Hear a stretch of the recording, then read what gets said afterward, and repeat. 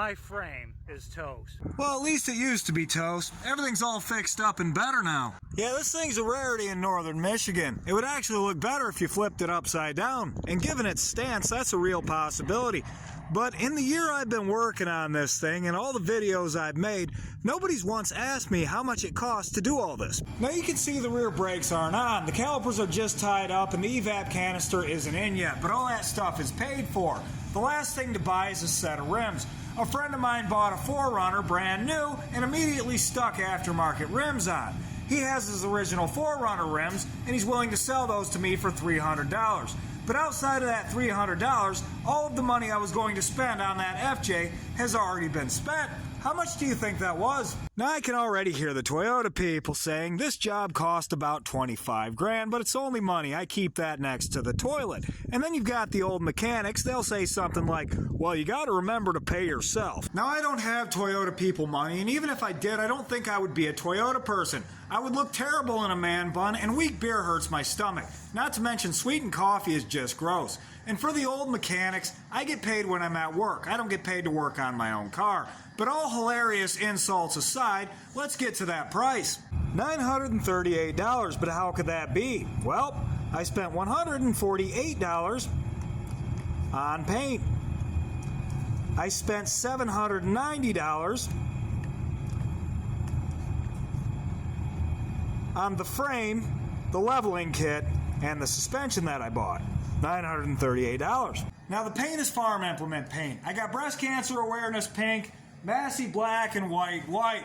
I made the electric green by tinting the white with a little bit of this fluorescent flagging paint right here, and then hitting it with the clear. But that's not what you people want to know about. You want to know about that frame. It seems I haven't been entirely honest. I've told some people that I ordered a new one from Toyota. I've told other people that I put a used one under it for $500, so which is it? Well, I did order a new one from Toyota. It took them so long to get it to me that they ended up just giving me my deposit back at the dealership. And I'm pretty sure they gave my frame to somebody else.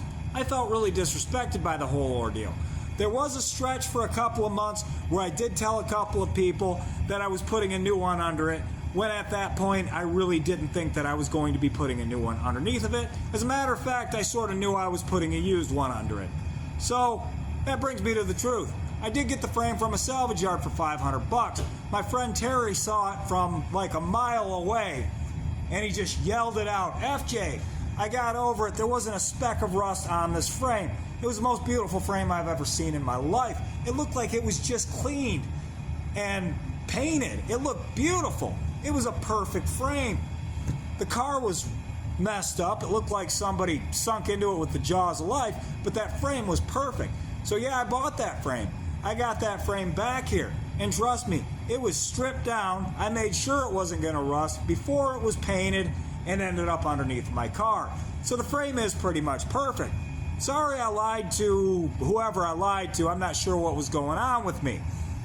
I didn't mean to hurt anyone's feelings if I did. Now that's not to mention tools. All of the tools I used are tools I already owned. Once it was taken apart, the tools I used the most were die grinders and needle scalers.